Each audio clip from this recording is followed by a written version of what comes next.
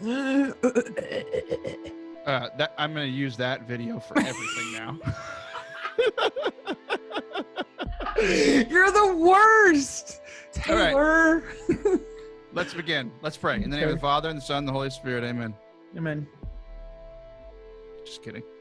I was going to say, we've never done that. Are you filming this? Is that why you did that? Yeah. That is an Edmund Mitchell joke for sure. Anything that you say, that's my problem. What's up? And welcome to Forte Catholic. I am your host, Taylor Schroll. Happy Easter to all of you listening. Happy Easter to Olivia Jameson Harrison. Olivia, welcome back to the show, my friend. How are you? Hello, Deidre. How are you? Deidre. I don't know. It just came to me. Well, you're going to call me Jameson, and you're hilarious. You know how people say, like, jokes? Yeah. And then other people try? And it isn't funny? And it was amazing. It's so funny to me, though. It's so funny to me. I love when that kind of thing happens. Oh, hello, Taylor. Happy Easter. Happy Easter. How was your Easter season? Your not your Easter season. I got in trouble with John last week. Last week I kept calling it Easter week, and he was like, "Oh, is that called Holy Week?" No, whatever. It's the week of Easter. What do you want me to do? What do you want me to say? It's the week that Easter is in. Actually, isn't that technically this week because Sunday starts off the week? Who came up with that idea? That's the whole point. Okay. That's what you're saying. Yeah, I got in an argument with a guy yesterday, and he kept being mean to me. It was while I was playing video games, and all I kept doing was telling him Happy Easter, and he's like, "It's not Easter anymore." I'm like, "Yes, it is. The joy of the Lord shall be upon you." And that's how I do arguments sometimes. What are we supposed to do for 50 days? Like when they say Easter is 50 days, like what do we do? Like how do we actually make that a thing? Is it just something we say? Like I get it, I know it's the season, but we can't eat chocolate for 50 days, Taylor. Like what are we supposed to do? I can and I will. Okay, great. Here's the thing. I'm usually really good at Easter. Like the whole joy of the gospel thing, Jesus is risen. Like that's my brand. It's the Catholic Church's brand, and I'm just trying to help people realize that. But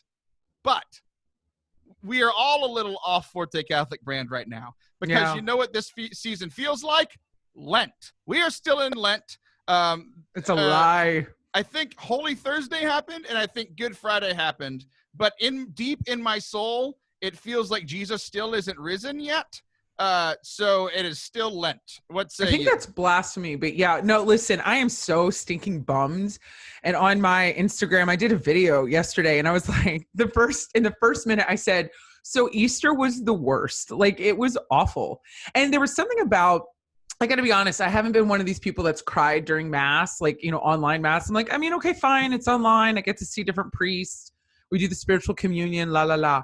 I really felt it on Sunday. I was kind of pissed. I was like, this sucks because we're supposed to have, Eucharist during the Easter season. It's kind of like a big deal. It's written in the Catechism. So the fact that we are completely not allowed to do that, which here's a little fact. I have a friend that's a priest, as we all do, but this one, he lives in Canada, and he said the 5 people that are there and helping, like doing the music or, whatever that they're doing, the little bit that they do, he's not allowed to give them Eucharist. He can only give it to him and the other priest. And I was thinking, okay, that would be torture. Imagine being there, right, at Mass in a church, and you're doing stuff for the liturgy, and then they're like, peace out, you don't get any. It would be like, that would be the worst, So I don't know. I'm with you. No family. I didn't decorate. I was so not into this. We didn't do an egg hunt till like 5. I didn't make anything. We ate appetizers. It was like a college Easter. It was horrible. Anyway, what about you, Taylor? What y'all do? First of all, I have to address that you said what I said was blasphemy. When every year the Catholic Church is like, hey, we're preparing for Jesus to die.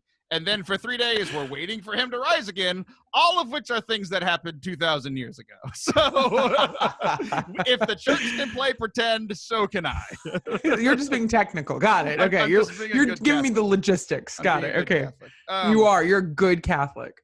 And I think because of kind of where I'm sitting with like everything, with the world, with everything going on, with not having gone to church in forever, I finally did go to my first live stream mass. So I connected very well with Thursday, like Jesus preparing to die. I connected very well with Friday, Jesus dying. I connected a lot with Holy Saturday because I talked a little bit about last week, and we're going to dive into it a little bit more. We are constantly in Holy Saturday. We're constantly waiting for Jesus to come back. Yeah. And because of what I did Saturday, it made it worse and therefore better. And that will make sense. And then Easter was terrible because it's really hard to celebrate Jesus winning when it feels like the world's falling apart. Yeah, it's true. I'm with you. Thursday was really cool. That was my first time to do live stream mass. Because part of me is sad to not have the Eucharist, but the other part of me, most of me, is really like, I've been living this Catholic life for so long. I've told people for years, like it's harder to do this for a long time. A lot of the same things that are inspiring people that hear them for the first time, I've heard them 1,000 times. So it's hard to be inspired by those same things. Not impossible, but harder. And I forgot what I was going to say. Good. You were talking about Holy Thursday, and that it was your first streamed mass. But it's harder. I needed a break. I've been saying for forever, I just need a break. And God gave us a break. He's like, hey, look, you don't have to go to mass for a month and a half. And then whenever you come back, you'll want it again. I'm like, okay, so that's kind of cool. A little silver lining and all this. Okay. Holy Thursday, I went to online mass. We had the whole family. And we went with Father Mike Schmitz, which was cool. Because we got to pick our homilist, which is a great thing to do. That is a good point. I never thought about it that way. Yeah. So we did Holy Thursday the first half. It's really hard for me to do the Eucharist. And I know everybody that's going to say like, oh, just do spiritual communion. It's like, you can do that prayer without going to mass. Like it's difficult for me to do. Like you were just saying, like those people that went to the mass and didn't get Jesus at the end. It's like, I'm not going to sit here and I'm not one of those people that's complaining like, oh, we don't get Jesus. Our bishops are being weak-boned. Like, I'm totally with them. I'm with them too. I agree. I'm with you. But it's very hard for me to go to Liturgy of the Eucharist when what is the outcome of Liturgy of the Eucharist? Receiving Jesus, and we can't do that. So it's harder. But one of the things from Vatican II, it says the same Jesus I'm paraphrasing, the same Jesus that is present in the Eucharist is present in the Liturgy of the Word because Jesus is the Word. So we did the Liturgy of the Word, then let's just put it this way. I was not dressed like I would be dressed to go to mass. So that was kind of a cool experience.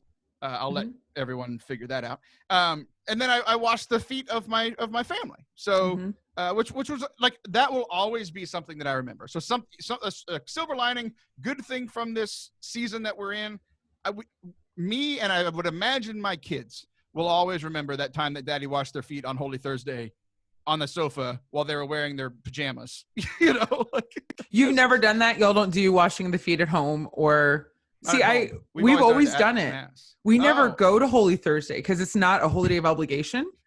We also don't do Ash Wednesday at church. We always do it at home. So we do the ashes to each other, which is really bonding.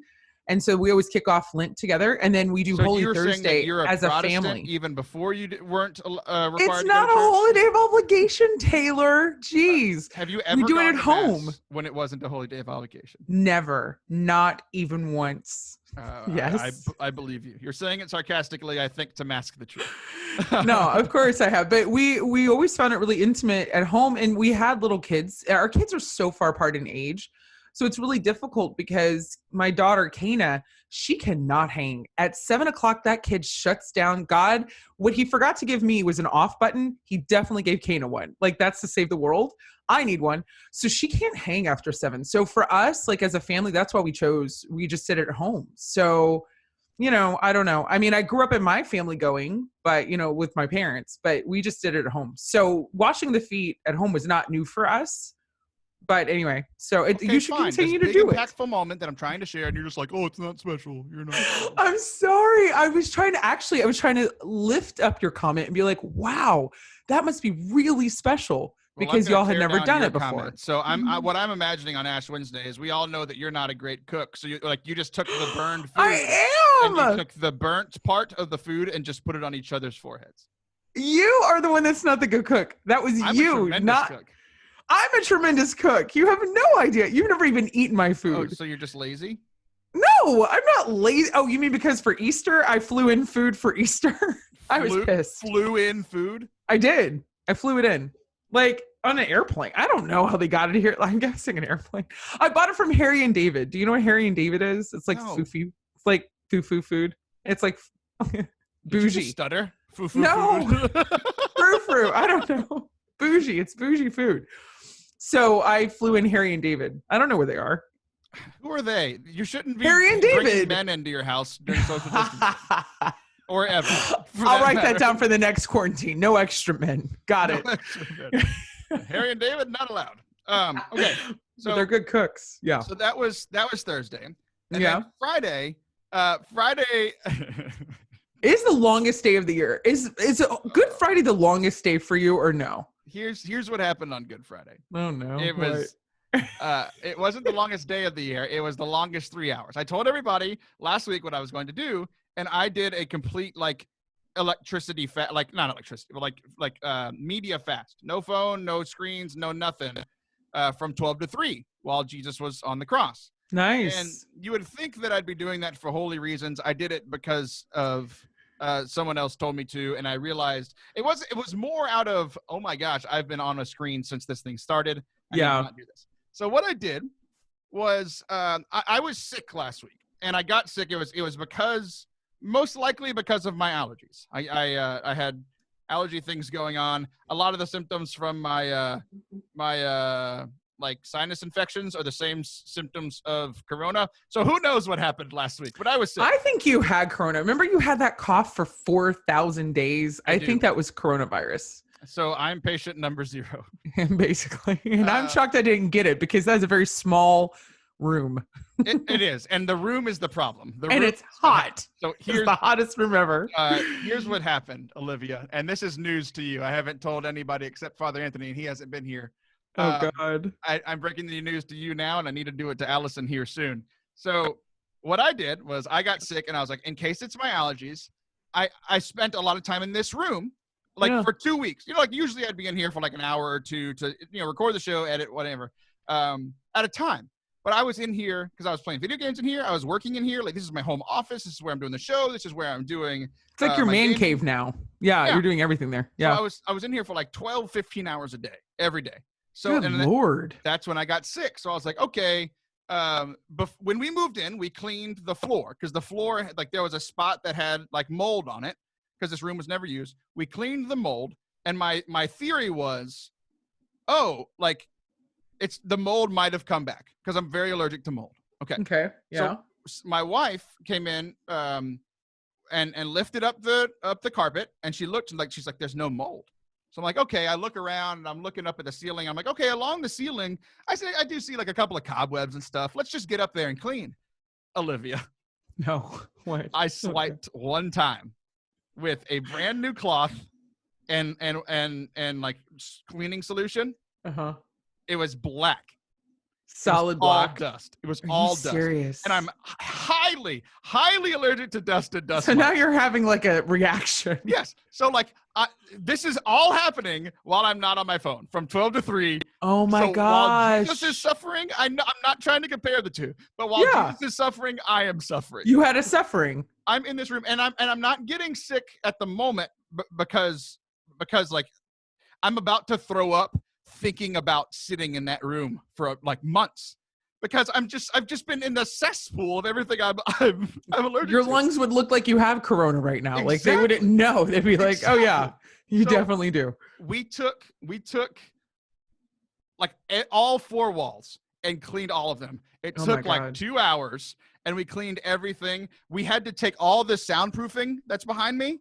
We had to take all we opened them up like flaps. So essentially, you know how like when they do face surgery or like no, it's like we connected with the other liturgical season Advent, Advent counters. You opened them up. Oh yeah. We opened this up and cleaned behind it, and then opened the next one up and cleaned behind it. That's awesome. And there was a chocolate.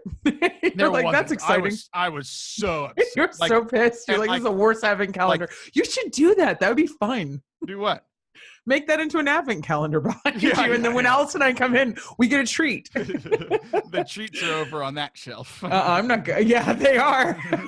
That is what we're doing as soon as this is over. We are doing that. Oh my goodness. So I spent 2 of the 3 hours of not being on my phone cleaning this room. And Olivia, if that's not a symbol for the darkness and going into the darkness and then coming out in the light, it smells great in here. It feels great in here. Does it? Tremendous. It smells good in here. So good. So that's Good Friday. Is the air circulating yet in that room? No. So I called the AC people and they said, give us 3 weeks, and it's been 2. So they should be coming this week. Okay, great. So don't get coronavirus from the AC people, okay? Don't talk to them, Taylor. It's not they worth haven't it. gone in anyone's homes. It's fine. Yeah, what the heck? Wait, let's not do this now, actually. Forget it. Who cares? Okay. Sweat. Let's talk about Holy Saturday. Because Holy Saturday was very difficult, and here's why. Okay.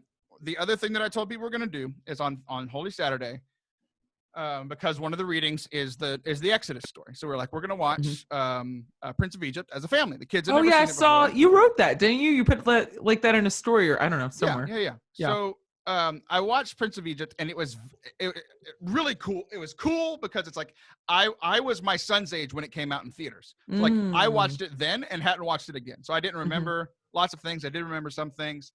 And it's a good film. The music's amazing. The music's great. The cast is tremendous. Everyone Fantastic. is famous. So I was really happy and like excited and like, oh, I'm sharing this with my kids when it came out when I was their age, sharing it with my family. The cast is great. The music's great.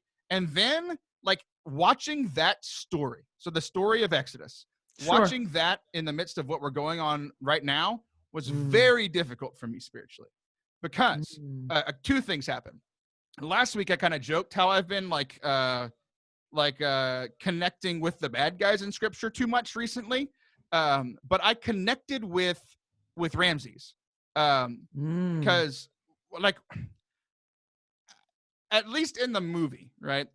What did he do wrong other than like obviously there's slavery, but right besides that, slavery's wrong. Human trafficking. Obviously, but what he was doing was what him and his people had always done. He was upholding tradition. He was doing. He didn't make it up. Right. Yeah. He was trying to stand up or like to live up to the ideas that his father had, his father had, his father had. So I was connecting with that, and then like the fact that all those kids died, and that was God. The Passover was hard. It was very difficult. Really hard. Because like there are a lot of people dying now because of a plague, and like I kept going back and forth between like God's people had to wait in slavery for generations. Forever. Yeah, they were forever. there for generations. They had to wait on God, and some people kept believing, some people didn't.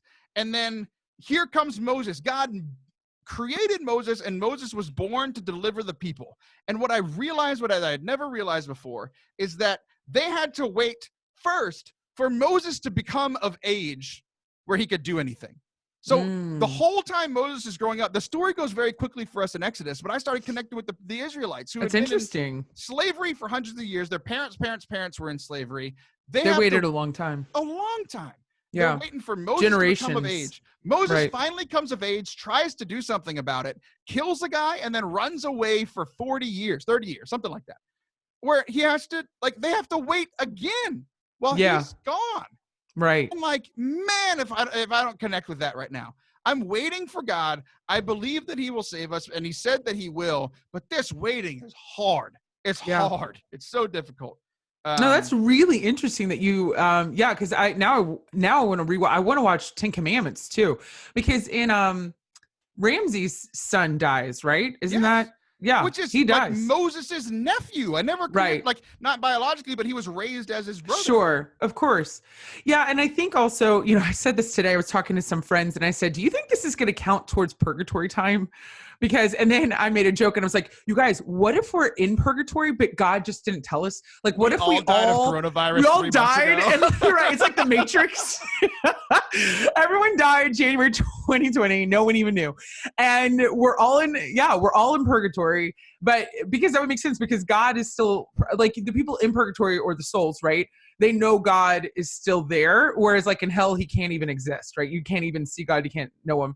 But in purgatory, you can. And that's the longing, right? And think about how we're longing right now for the Eucharist, and we're longing for communion with each other and like all these things. And I'm like, you know what? If that's true, if we died and this is purgatory and then we're all going to get to be in heaven together, then that's fine. I'll go with that. But if that's not what's happening, Taylor, I'm getting really pissed. Like, because if this is just life right now, it's like, come on. And I hope it does count. And then I'm thinking, like, have I done enough for it to count for purgatory time? Like, should I write a note and tell Jesus that that's what I want it to do? Like, or is he going to just... Note sending is how we're saved, Olivia. Thanks, Taylor. I'm glad you... I think the day that I died was the day before I met you, and purgatory has been ever since you've come into my life. Aw, that means you're going to heaven, Taylor, so you're welcome. I've never doubted that. That's how I took that comment. I just think I'm going to be in purgatory forever. Okay, let's wrap this up, because that was the one foot of me being very frustrated. Sad. And like, if I'm being honest with myself and with Be you, honest. it like that Safe has space. been the main thought for me. Is just like, when is this going to end? Why Where's is God making us wait? Like all these things, right? And then Good Friday, it's like, I looked at the cross and it was 3:00 and it was after 2 hours of being frustrated and in here and like, what is going on? Why is everything bad? And like, it looked like Jesus wasn't able to help anybody when he died on Good Friday. So like, we're all asking for help and it seems like we're not getting it. It seems like God like is gone, or I've been joking for months that he's on sabbatical. It's like, I'm like, where is God in all of this? He looked defeated. He looked gone. It's like, oh, look, that's something that I can connect with right now. That's what it looks like. It's what it feels like. It's felt like that for me for a long time. But on Good Friday, I'm reminded that he is there and he's fighting when I can't see him. And it, like in what looks like losing and him being terrible and him being gone, that's the Holy Saturday. We are the apostles waiting. Jesus has died. Like there's been real suffering, and we're waiting for him. And while like what was Jesus doing while everybody was terrified and waiting for him? He was in hell fighting demons for us. Like, yeah. Well, that's a really good point. Like, Taylor, here's the thing. We're waiting for a big miracle, right? Like, I think everybody is kind of like, I mean, even when Kenneth Copeland, that evangelist guy, who was like, Corona's gone. I think all of us were like, wait, maybe it is. Like, that'd be great. But here's the thing. What if there's 1,000 miracles that are happening constantly that we don't know about? What if there were supposed to be 700,000 dead people at this moment, but because we all got together and prayed, we're not at that number? Or what if, you know what I mean? Like, what if it was supposed to be more about children and all the children were going to die, like in the Old Testament, but it was, I mean, I don't know. Like, how do we know?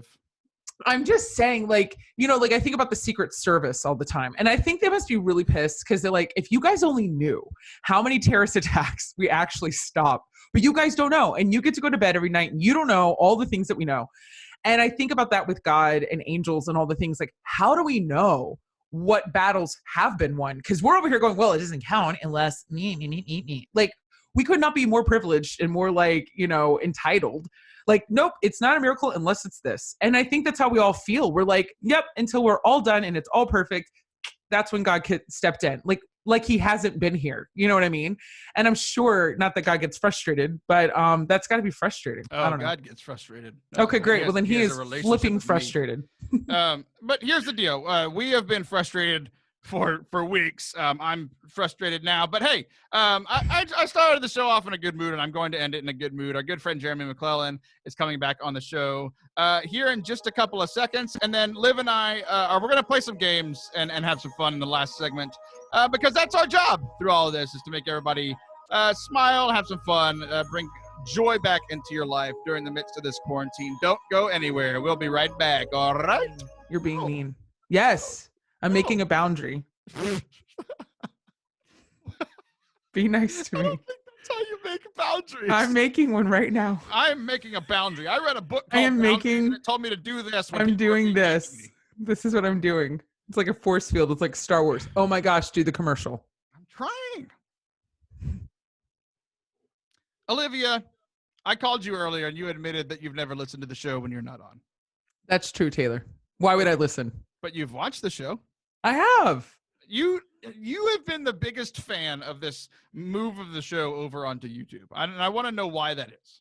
Because we're really funny when you watch our faces. Like, I think, well, we have good chemistry and you can hear it, but I think it's because YouTube is fantastic because you can see everything and I like seeing the people in the faces. I like how we're doing this commercial and you're like, because we're amazing. That's really self-serving. But it's not self-serving. Somehow you did something self-serving that benefits me. Everybody go follow Forte Catholic over on YouTube. And here's what we're doing. We are putting the show out, and sometimes you get some extra bonus things, and you get to see us or something, I guess. But I'm also putting out other content that's not for the podcast, but just on YouTube. I have decided that I'm going to be doing a talk a day because I've written, or not a talk a day. I'm sorry, a talk a week. Oh my gosh! Because I usually travel the country and give talks, and I've written like 130 talks, and I've recorded like 8 of them. So I'm just going to start recording them and putting them up on YouTube. You can follow all that Forte Catholic over on YouTube. Perfect. I am. Welcome back to Forte Catholic, and today I'm not just saying that to the listeners because of the break where we just heard that amazing commercial rendition with Liv Eugene Harrison, because her commercials are always tremendous because she has no idea what she's doing in them, and it brings me so much joy. Speaking of bringing me joy, I'm not just welcoming back you, the listeners, I'm welcoming back a guest today. Someone that definitely none of you have ever heard of. He's kind of low on the radar. He's not even on social media. No notoriety or fame at all. Like the only thing he's ever done in public is come on this show a little over a year ago. That's right. So I invited him back just to kind of put this guy in the spotlight because you're helping him out. You're helping his career. I mean, that was the catalyst. I was nothing before I came on the show before, and then boom. Boom! Now you're famous. So you are. Now I'm on the show a second time. Yeah, I mean, so, congratulations. Last you got a set of steak knives. Last time you came on, about a year later, all of your shows got canceled, and then now you're here, and in a year later, you'll have shows again. Well, my shows got canceled because people stopped wanting to come, but I was able to engineer a bioweapon to make everybody else cancel their shows. So this is like somewhere there is like a comedian in China who was like, you know what, all my shows are getting canceled. I think I might just release the coronavirus so that now everybody has to. That's my theory. That's your theory. Even the playing field. That was. Or it was like a restaurant, like some guy owns a restaurant, it's failing, and so they're like, maybe if I had a pandemic, then my failure would seem, and then I would get like government bailout money, for this. That's my. They thought it through. They thought it through. I've got a lot of conspiracy theories about the coronavirus. So. Those sound solid. What's great is you shared all your conspiracy theories, and I still haven't shared your name. Jeremy McLellan. Oh, for sure, yeah. This is Donald Trump. We're having a good time. So, Jeremy, welcome back. You are looking good, man. Like Thanks, man. I just shared the other day that I think I've gained about 87 pounds since the quarantine started because I've sat right here in this chair for about a month. But you seem to have upgraded. You like people are watching on YouTube. You have a green screen behind you, so I could literally put you anywhere after this. You can, over. And I've got a light right here. I learned about lighting, and it's a good light. One of the things I'm just trying to do with quarantine is I don't have a plan, because we all had plans out the window with quarantine. So I'm just trying to learn new skills. Learn something that will. Because who knows, I'm a stand-up comedian and I get money by performing on stage in front of strangers. And I don't know how that's going to survive, or when that's going to be back to normal, whatever normal means. And so, part of quarantine is trying to figure out, what skills do I need to have and to do in order to, at some point in the future, just diversify the business model or figure out what the business model is going to be going forward. Because I don't know. Nobody knows. Right. So that whole one of those is learning about lighting. Yeah. Are you doing any stand-up comedy from inside, where you are? Where are you? I've done some I'm in my house. But where is your house? My house is in Charleston, South Carolina. Oh, okay, nice. She was asking the specific address. We know that you live in South Carolina. For no real reason, Jeremy. Yeah. So I've done some fake stand-up on social media. I've made videos of me performing for my kids and stuff, just a joke. But in terms of figuring out what doing stand-up in front of people streaming, it doesn't really work. People say oh, stand-up comedy can survive because I watched stand-up comedy on Netflix during the quarantine. It's you watched a live performance on Netflix.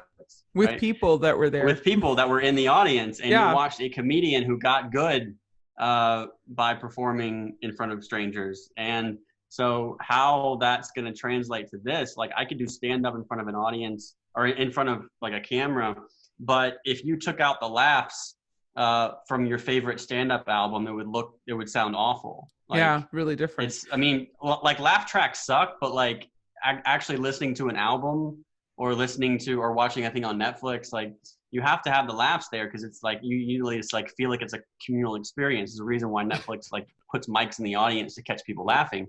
So without that, it just looks like you're bombing. So and you also, like, if you do it live on, as far as streaming, like you can only do the jokes once, really. You can do a tour physically, but you can't like go on stage every night and do the same hour, Yeah, online. that makes sense. That makes sense. Yeah. Did you so see, figuring out what the model is going to be going forward is going to be tough, but who knows? Did you catch Saturday Night Live this past Saturday that they tried to do? I haven't watched the that in a show. long time, yeah. Well, Yeah. Nobody really has, but I was interested to see how exactly what you're talking about, Yeah. right? Because that's the same kind of concepts where they have an audience and they go off Right. on the energy and things like that. So you'll have to maybe pull it up and see what you think, because they tried. You got to give it to them. They really tried to make it happen, but it was hard. I mean, it was hard to watch on the other end. You were like, oh, like, there were a couple of moments, but it's difficult. You need that communal energy, which is like one of the things that I like fantasize about, was like, okay, like in 10 years, am I going to be performing for like an audience of robots who will then, and each of those robots is connected to someone at home with a VR headset. And when they laugh, the robot laughs, and it has to be seamless. It can't be like, it can't be that. It has to be seamless. It has to be, there has to be some kind of like give and take. But again, you wouldn't be able to like react to like what the audience looks like, and it would. So this I robot don't know. over here looks like that gray robot over there. Yeah, Whose exactly. anniversary is it tonight? Who let you out with that shine job, right? Oh, jeez. So who knows? Yeah. But I think that what we're seeing now is we're seeing like existing businesses, existing industries, institutions, like the Catholic Church, like adapt to the current situation. Streaming to Catholic churches, streaming to masses. But it'll be interesting to see what it looks like for institutions to come up within this or after this, right? Because like right now we're streaming to a church that, only exists because this didn't used to be the case. Or there's comedians who are able to chat with people online and stuff, but they got funny by performing in front of audiences. And the audience is like a really, really fast trial and error thing. And so you get better really fast in front of audiences. People who, if this thing lasts a long time, or if, live entertainment kind of dies out and everything goes online, there's gonna be people who try to start doing comedy in that. I don't know if they're going to suck or not, because they aren't able to get that immediate feedback. I don't know. Well, here's the thing. For 4 years, Jeremy, see, I was prepared for this. This has been the great equalizer. For 4 years, I've been sitting in a room by myself saying what I think are funny things and just imagining a real life audience laughing along. Exactly. So now you're stuck in the position where I am. So for once, I can teach you something and be That's like, right. hey, say crazy Which is why he's here. room, Yeah, just say crazy stuff and see, but then like, how do you sell that? How do you get people to, you can have sponsors. If hopefully this doesn't just all go online.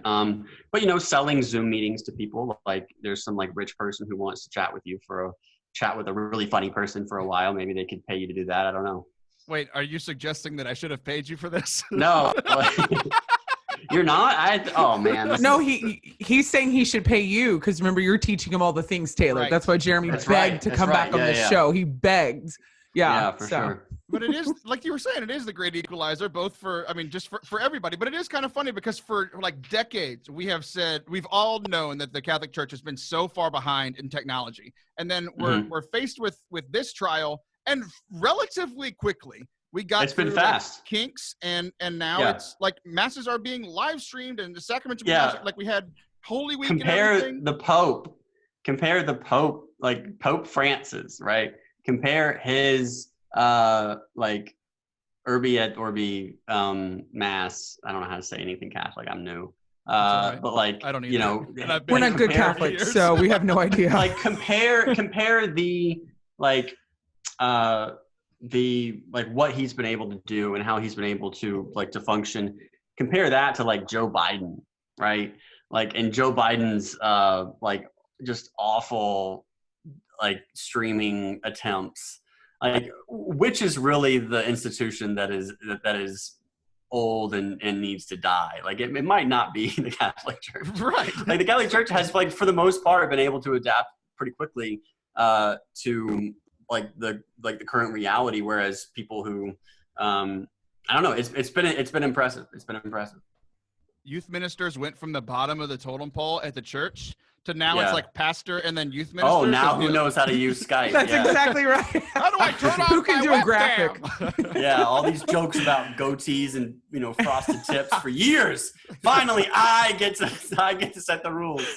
The That's only awesome. essential people on staffs now are the pastor and the youth minister, so that the youth So minister true. can be Yeah. pastor.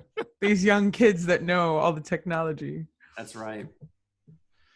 Oh. Yeah, I mean, part of this is like there's certain people and certain skills that you have that you like develop. That's just the ability to adapt, the ability to immediately figure out and change your business model really quickly, right? There's going to be some institutions that are able to do that really quickly, and then some that are like stuck on 5-year plans that are like, well, I don't know how this coronavirus thing, factors into our 3-year plan to grow the parish. And it's like, those are going to be the people that just get crushed by stuff like this, because you can't plan for stuff like this. There's no way, like, no one planned for the pandemic. I mean, obviously no government did. Well, except for that guy that runs that Chinese restaurant over in China. That guy, the guy that you were talking about. Yeah, that guy. He knew. Yeah. The Pandemic Express, who like immediately made up that thing. It was in a fortune cookie. You didn't get it though. Panda, Yeah, it was some other. Right, yeah. Yeah. But then there's gonna be, like just the ability to adapt quickly. Is you don't even need to plan. You don't even need to be able to tell what's going to happen. You just have to. I've been reading Nassim Taleb's Anti-Fragile, and part of it is just like there's things like this that you can't predict for. And so how do you develop the skills and have the ability to adapt quickly to things without ever knowing what the future is going to bring?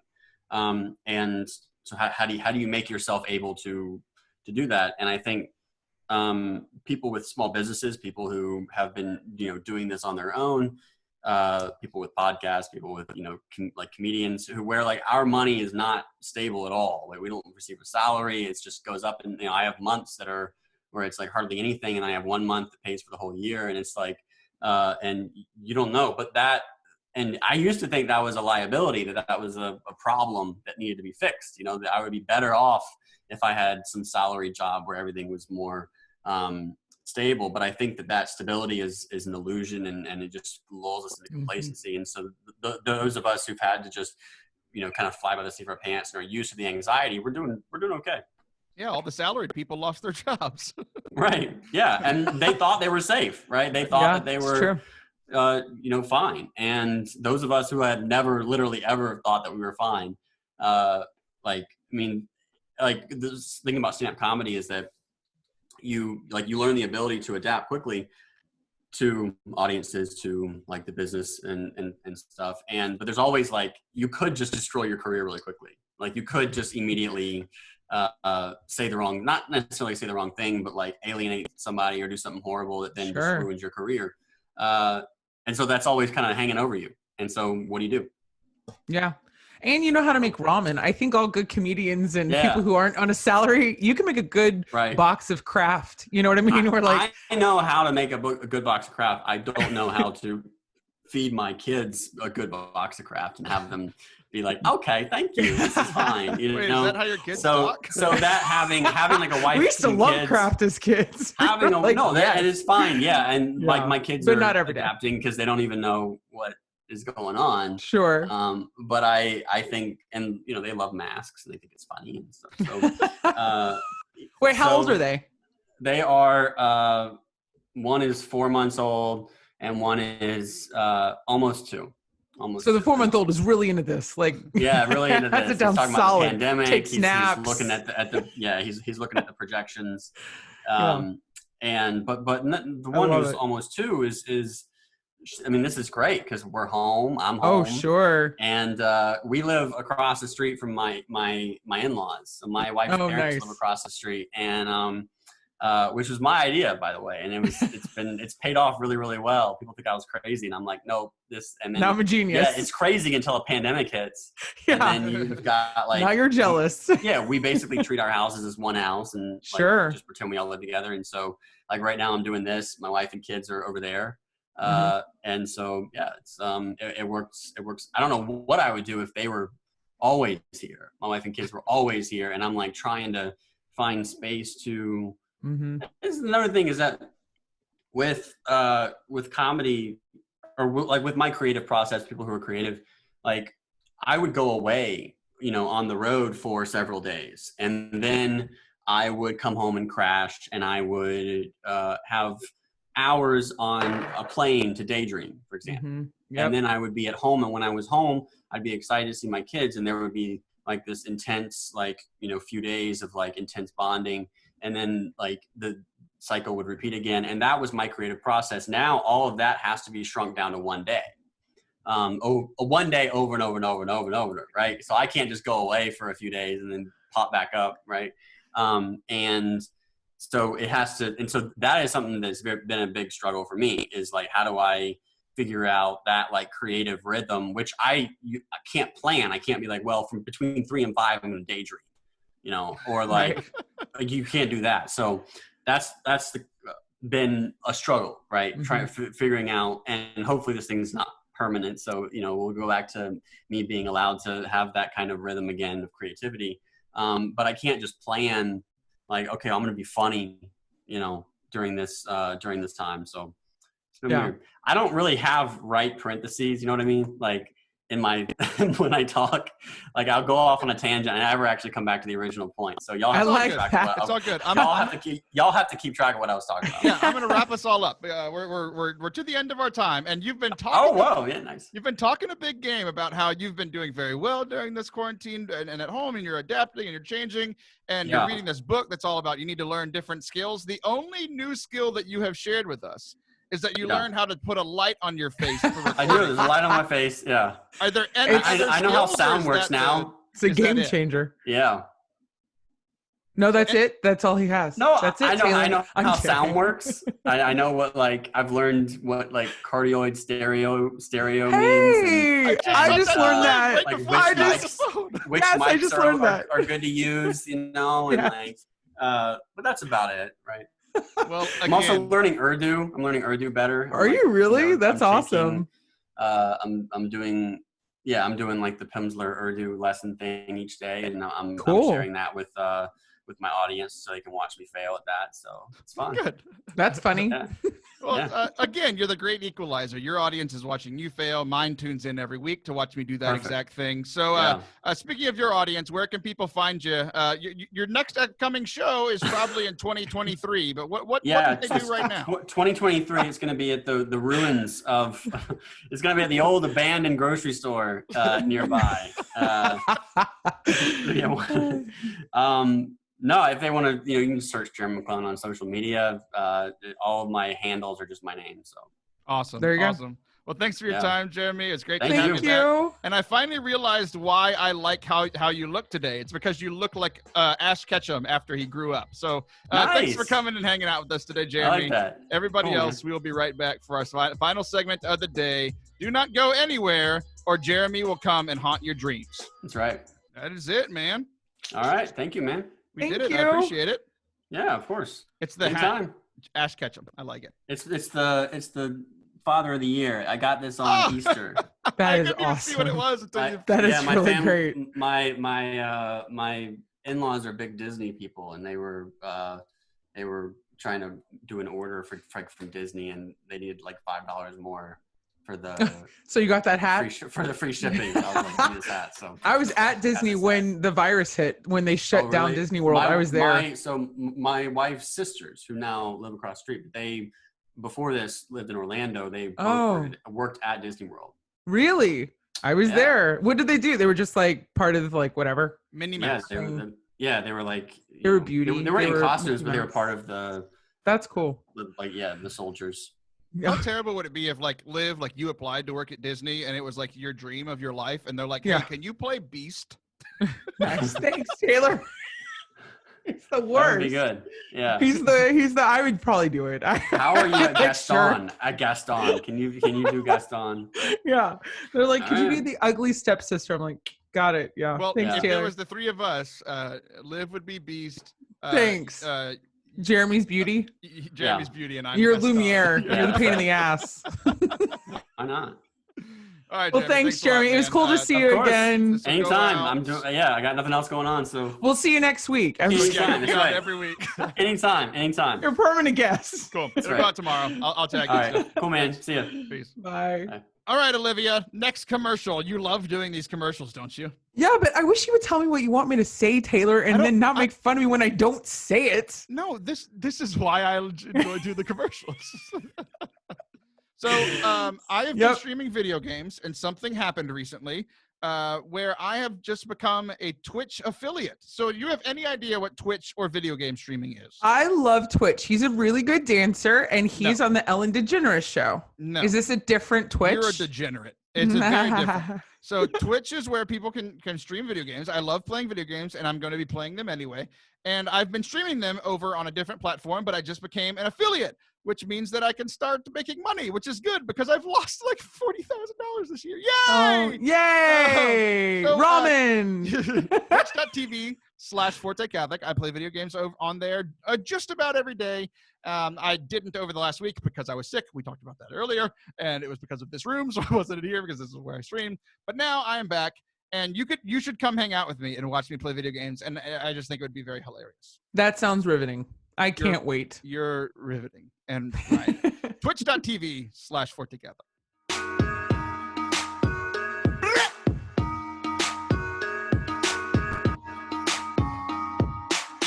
Welcome back to Forte Catholic. I am Taylor Schroll. And some would say I'm the host around here, but sometimes Olivia tries to take that away from me. And with a firm hand, I take it back because I am strong. You're the boss, Taylor. I am the boss. It's all I ever wanted Taylor, to hear. you're so strong, Taylor. What is that from? It's my Betty Boop voice. I used to do that all the time. Well, you should never do it again. It's that really was the greatest cute. decision you've ever made. Oh my gosh. I can do voices, Taylor. Do some more. No, I can do Grover. Do it. Hello, everybody. It is your furry friend, Grover. And you know how to do that because you were alive when Grover Cleveland was president. My mom used to do it. I do lots of voices, but it's What else fine. do you do? I do little girl voices, and this is Susie. No, stop that. That's become illegal on the internet. That's not allowed anymore. What else can you do? I can do accents. Why are we doing this? This is not a fun game. Let's play a game. I like this game. This is fun. Play with me, Taylor. Play a game. I am playing with you. This is me playing with you right now. This has been so much fun for me. I'm your favorite toy. Play with me, Taylor. That's what we talked about on your new Instagram show, and we're going to get into that here in just a second because of the old social medias. We've been having some fun. Well, I've been having some fun with you on social media because every time you post something, for a while, like everybody knows that I like to antagonize you. And oh yes, so everybody knows. So I've been being roped in by other people and being brought into conversations because you said something that everyone knows that I would have something to say to you to antagonize you for. Yeah. People have been bringing me into those conversations on Instagram, on Facebook, on your Instagram live shows. Like I love it. Sending them to me, inviting me to come mess with you, and it's one of the greatest privileges and honors I've ever received in my entire life. You're like, I didn't know it'd be as good as I thought. This is so much fun. One of the things that I wasn't invited into, but I just had to slide right in because on the internet, people have been bored. People have been doing all the time. Pick these things or do this or whatever. So one of them that has been going around is make me choose between two things. That blew up on my Facebook. I mean, it has like 200 comments. It was awesome. Because I'm not great. the only person that likes to mess with you. Because again, I'm easy to mess with. I know. I've heard it my whole life. Yeah. So, I know. The thing that I made you choose between was what, Miss Harrison? Oh no, I don't know. Taylor. No. Yes, you do. Who am Was I? it between Zach and Kana? Oh, No. me or Allison. Who Was do that you what it always was? think I'm comparing You were you to? Allison. Yeah. You were Is that right? You were Allison? I had to choose between y'all. Yeah. Yeah. And you And made I that answered decision it very quickly, much quicker than I thought you would. It's much more hurtful than I imagined it would be. That's amazing. I think I chose Allison. You did choose Allison. Oh, what's funny is you Taylor. don't know. So you did that, and I love you big. You know that. Here's what we're going to do. I've come up with a couple for you, and you've come up with a couple for me of making each other choose between two things. So my first one is you have a new Instagram live show. Once a week, sometimes twice a week. You're very confusing. It's twice a week. It's every Sunday and Wednesday. It's not that confusing. Yes, it is. You have done every Sunday and Wednesday since it started? And except for yesterday because it's very of confusing. Easter. So calm down. That is not confusing. Easter Sunday. If you're gonna be consistent, be consistent. Okay. Every Sunday and Wednesday except for Easter. How's that, Taylor? I'm guessing you're gonna take off Christmas too. Very confusing. Okay. This isn't lasting past quarantine. Who's gonna want to watch me live? No one. They don't want to watch now. Okay, so you're giving away content before I even ask you the question. Oh, what sorry. show do you enjoy being on more? Your Instagram live show, Live to Laugh, or this show? Oh, Taylor, they're not the same. First of all, you don't let me drink on this show. I let myself drink. Who so said you couldn't drink? We've literally sat here and drank together during the show. Not alcohol. We Yes, drink have. No, we have not. Who we have never drank told alcohol you? during the show ever. Yes, we have. Who Not told during you the that show. you can't drink during the show? Well, I never thought of it until this moment. Okay, so that's your fault. Okay, so next time I'm on the show, we're going to drink together while we do the show. Yes, why not? I don't know. Also, I'm not allowed to cuss on this show, and I do allow myself to cuss on my show. Well, that's because Mine's at night. your show doesn't mean anything because it's not put anywhere. It has no I have purpose. people to please. You do. This is like good for like, I don't know, like content and career, and you let me meet Answer really the famous question, people. Olivia. Oh, come on, Taylor. Oh, I'm not good at this. All right, probably your show because mine isn't gonna last. Amen. Amen and amen. Oh, This you show liked is it more than so you much thought. That's what she said. But you did. You liked it more than you thought. I Yes. Thank you. And thank you for coming on my show. It was fun. And you were not mean to me. Everybody said that. Everybody blew up my phone and was like, what was wrong with Taylor? See, He was here's really the thing, nice. Liv. Remember that whole thing we were talking about earlier that you're fun to play with and you're a fun toy? I can mess with you where I'm messing with you and you don't know it. Oh, man. What? Taylor. I was not very nice to you on that show. Really? You're the worst. All right, your turn. A question for you. Yep. Okay. Would you Was that one of rather? your voices? A question for you. Oh my Oh God. my gosh. Taylor. Why are you talking like that? Taylor so man. Do you prefer doing your show where you're at right now, your home studio, or do you miss having at the Red Sea Studio over at College, at St. Mary's? I'm very thankful choose they between let me the get two. started there because I couldn't have done it without them.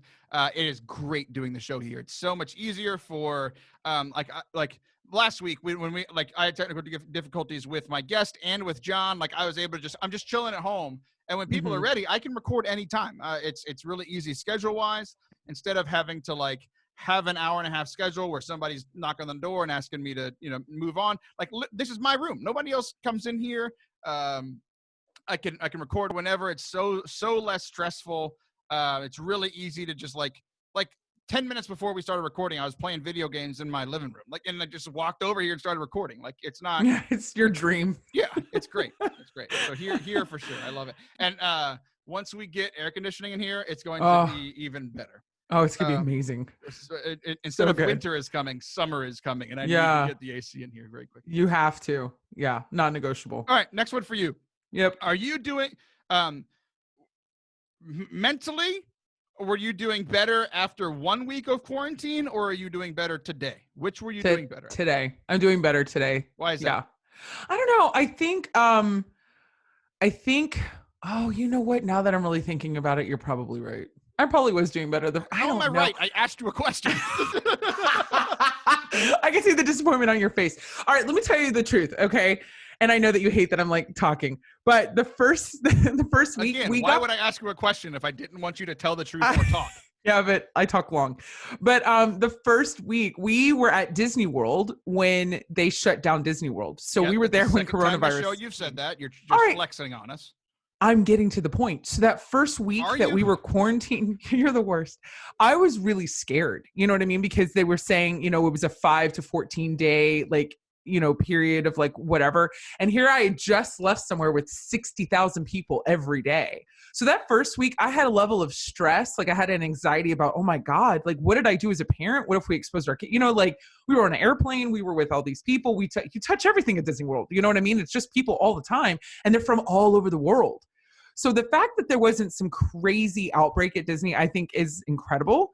So I had a stress that first week that I don't have anymore. I don't have that stress anymore. This week, it's different. It's just like what we were talking about. There's a heaviness of oh my gosh, this is never going to end. This is the new normal. So I don't even know if I can choose between the two, because there was one I thought I was going to die, and this one I think I might blow out my face. I might just start breaking it. I don't know what I'm going to do. That's a strange thing to say. I don't know. I'm just saying.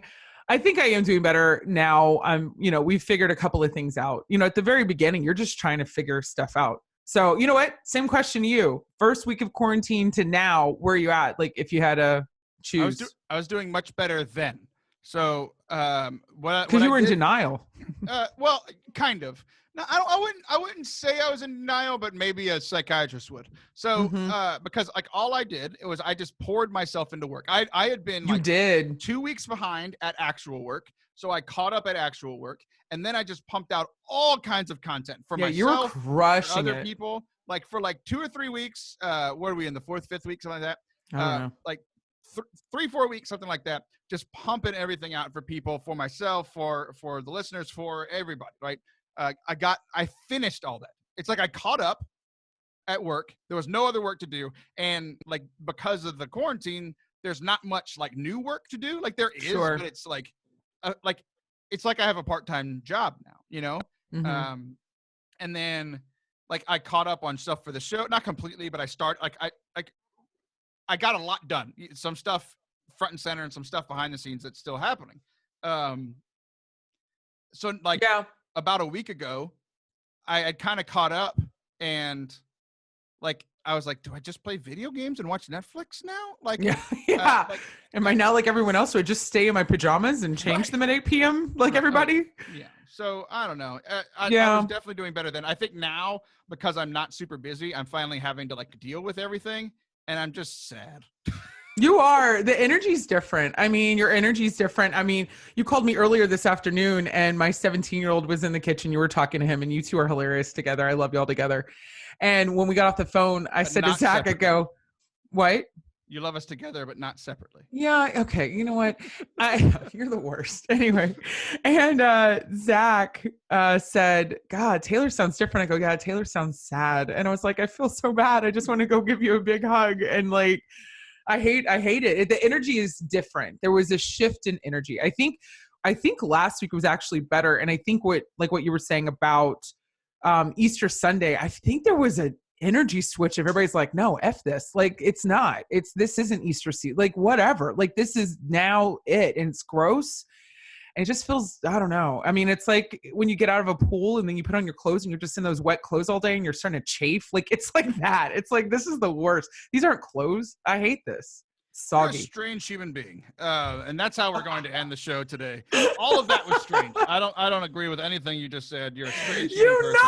You nodded. You're the worst. So to finish up, I do have to thank some people, because there have been some people bringing me a lot of joy. Some of it financially, some of it just being good people.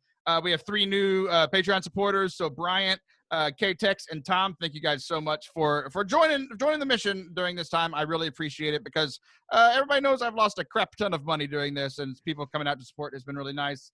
Not financial, but made me smile. A sister listened to the show, and she said that I taught her 2 things. One, she had never learned that you could listen to podcasts at 1.5 speed, and I've changed her life. And she also didn't realize that Sweet Home Alabama was such a great movie because I said it was my favorite chick flick of all time. It is? Watched it and loved it. I didn't know that. And Nice. my first YouTube video hit 1,000 views earlier this week. So thank you guys for showing the support. As always, you can find everything on fortecatholic.com, Forte Catholic. Follow us on all of the things. Olivia, you can follow her too. She does a show once, sometimes twice a week. Olivia, thanks so much for being here today. The Liv Harrison on Instagram. Thanks, Taylor, for the plug. All right, I'll be back next week. See ya! Liv, you start the commercial for Patreon. Hey, Taylor, how do you say that word that looks like patron, but it's like Patreon? How do you say that? Tell me. Just like that. You did. I said it? Yeah, keep going with the commercial. I want to see where this goes. Patreon? Yep. Okay. So what is that? Am I a Patreon? Because I support you. I think you're great. I'm a cheerleader. No, we've talked about this. You're not a supporter on Patreon. You're one of my missionary supporters. So thank you very much. But you're not one of my patrons. Not people that support aren't called Patreons. That sounds like an alien race. They're called patrons, like they're patrons of the arts. Oh. And some strange people, 19 to be exact. We have 19 people who think this is some kind of art and or want to feed my children. They are cute kids. Patreon.com/Forte Catholic is the way to support the show. If you love the show and you have the financial means right now, it would be very helpful because, like we've mentioned, I've been very honest. It's been pretty stressful. We've lost a lot of money because of the quarantine, and I know other people have. So if you have too, I'm praying for you. I hope things are going well. But if you have the financial means, like one of the guys that just became one of my new supporters works at 3M, who is the largest manufacturer of face masks right now. So he's doing okay.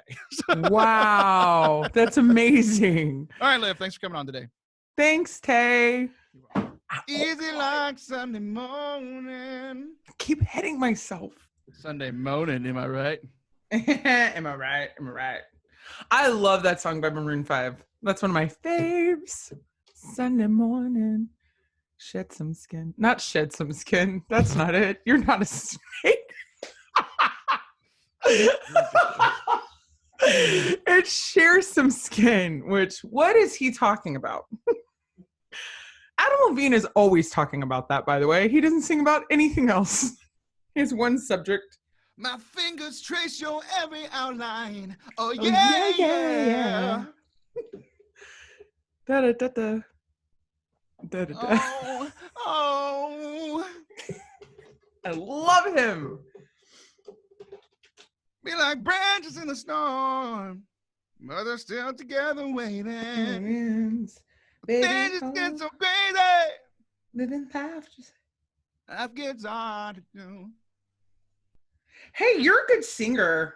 You should do that. Oh, thanks. You should look into it, Tay. Oh, Olivia. I love that you won't... Harrison. So stupid. I love that you won't call me Liv anymore. She's a girl so plain. Olivia. I am not plain. God bless. Okay. Olivia. Okay. Don't stop. That's what she said.